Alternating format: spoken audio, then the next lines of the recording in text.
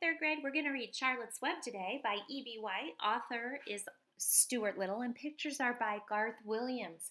Today we're going to read chapters 1 and 2. And Suri wants to talk to us, I see. So, without further delay, here we go. Chapter 1, Before Breakfast. "Where's Papa going with that axe?" said Fern to her mother as they were setting the table for breakfast. "Out to the hog house," replied Mrs. Arabelle. "Some pigs were born last night."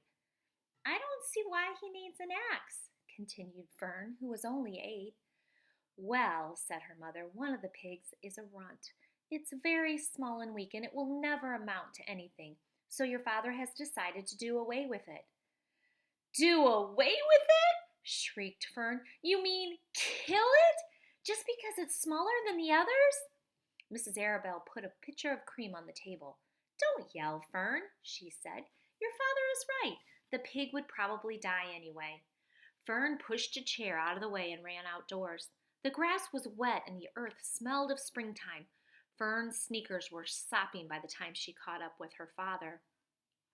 "Please don't kill it," she sobbed. "It's unfair." Mr. Arabelle stopped walking. "Fern," he said gently, "you will have to learn to control yourself." "Control myself?" yelled Fern. "This is a matter of life and death, and you talk about controlling myself?" Tears ran down her cheeks, and she took hold of the axe and tried to pull it out of her father's hand.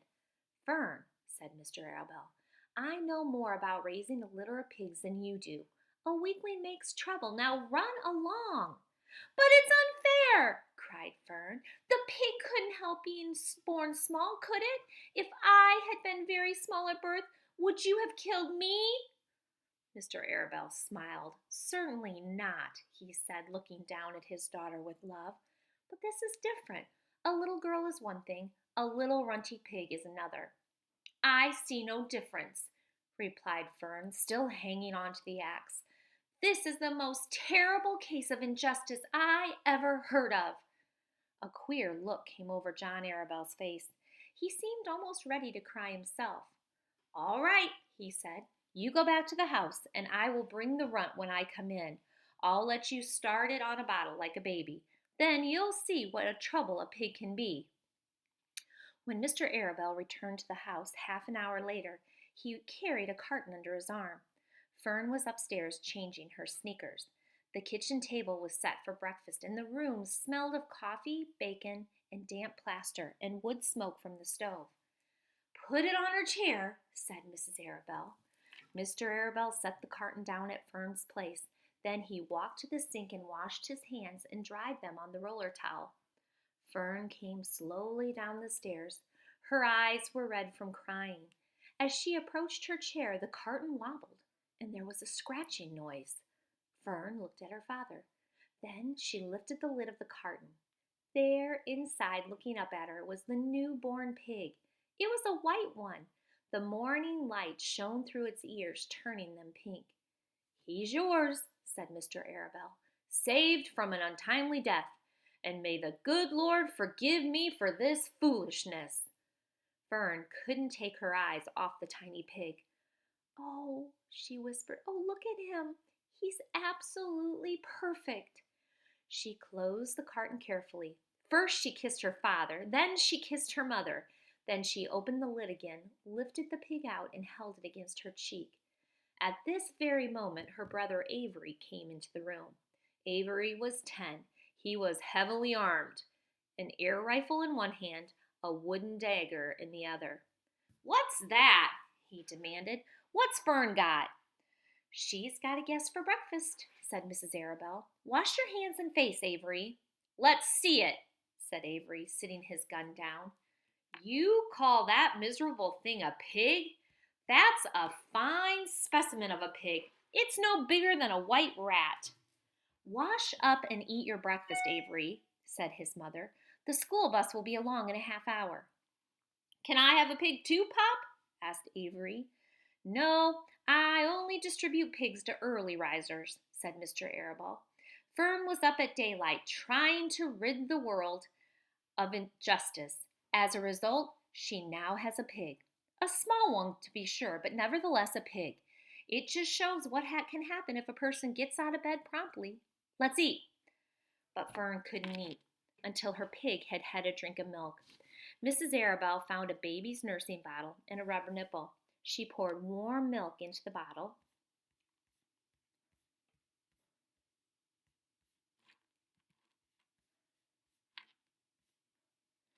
fitted the nipple over the top, and handed it to Fern. "Give him his breakfast," she said. A minute later, Fern was seated on the floor in the corner of the kitchen with her infant between her knees, teaching it to suck from the bottle. The pig, although tiny, had a good appetite and caught on quickly.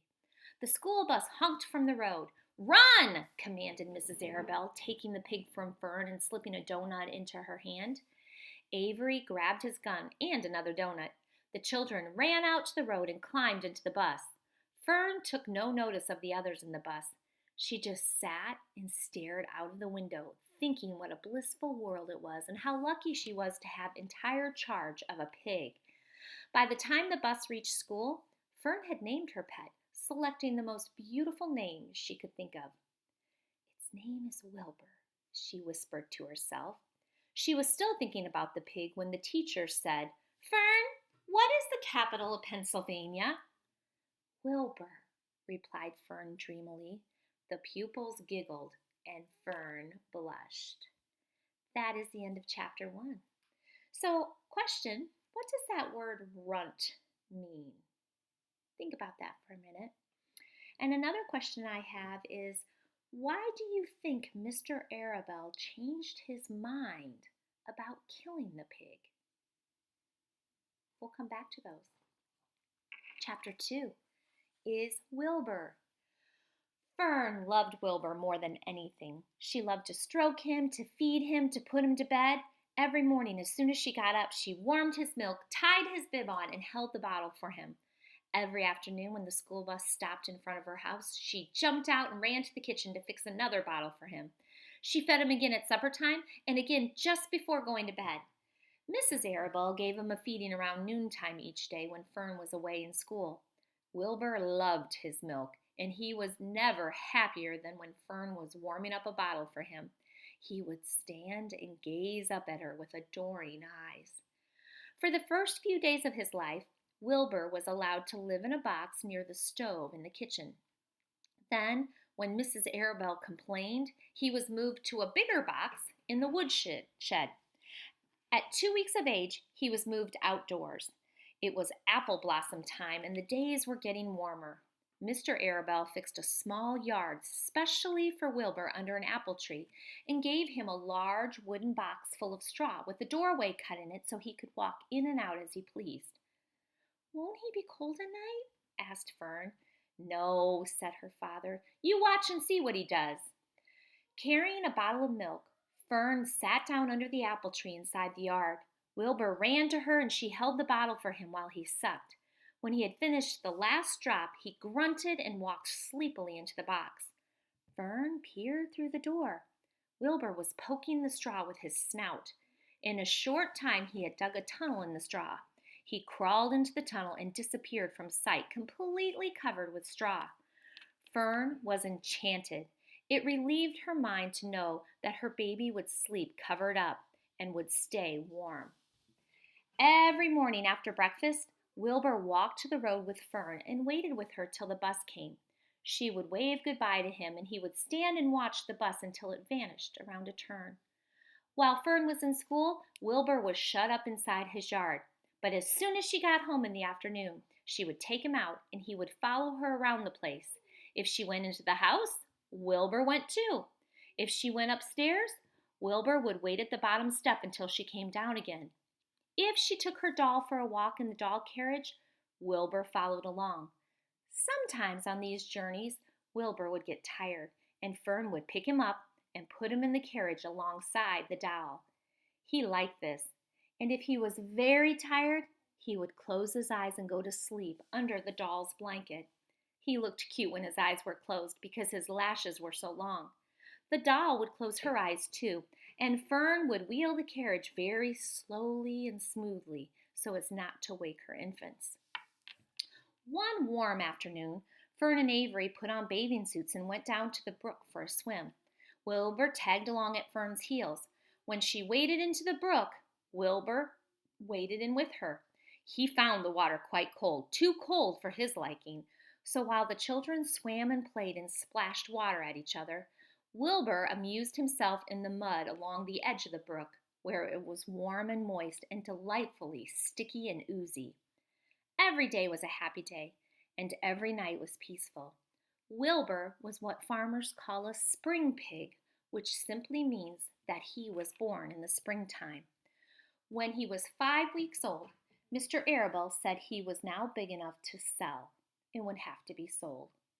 Fern broke down and wept, but her father was firm about it. Wilbur's appetite had increased. He was beginning to eat scraps of food in addition to milk. Mr. Arable was not willing to provide for him any longer. He had already sold Wilbur's 10 brothers and sisters. "He's got to go, Fern," he said. "You've had your fun raising a baby pig, but Wilbur is not a baby any longer, and he has got to be sold." "Call up the Zuckermans," suggested Mrs. Arable to Fern. "Your Uncle Homer sometimes raises a pig, and if Wilbur goes there to live, you can walk down the road and visit him as often as you like." "How much money should I ask for him?"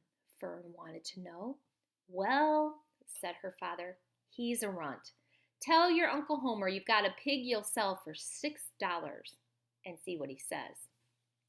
It was soon arranged. Fern phoned and got her Aunt Edith, and her Aunt Edith hollered for Uncle Homer, and Uncle Homer came in from the barn and talked to Fern. When he heard that the price was only $6, he said he would buy the pig. Next day, Wilbur was taken from his home under the apple tree and went to live in a manure pile in the cellar of Zuckerman's barn. That is the end of chapter 2. So, third grade, what is a spring pig? Do you remember? And the other question I have is, do you think Fern will visit Wilbur often or not?